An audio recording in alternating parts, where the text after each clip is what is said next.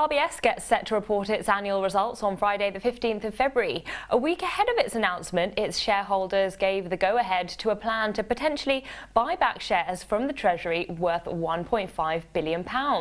This could lead to a speedier privatisation. Remember, RBS is 62% owned by the UK government, following its £45 billion bailout at the height of the global financial crisis in 2008. Now, in terms of its earnings, RBS is expected to report a net profit in 2018 of £1.58 billion year-on-year, up 110%. That's from last year when it reported its first annual gain in a decade. That's according to Bloomberg estimates, which are forecasting full-year revenue of £13.27 billion.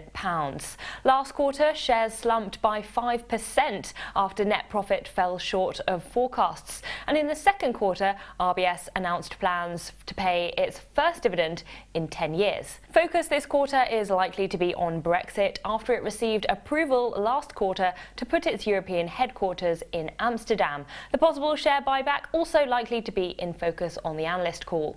Taking a look at the chart of RBS, since the trough in 2016, shares are up by more than 65%, and although the shares were struggling in 2018, it looks like the gains are back on track. The shares have gained by more than 20% since the trough in December. Now, in order to confirm the end of the bearish pattern from last year, we'd be looking for an intraday close above the recent peak from November at 254.30. That was a key support at the start of 2018, and it's now turned into a key resistance. If we break above that, that could provide further confidence in the bull case for RBS.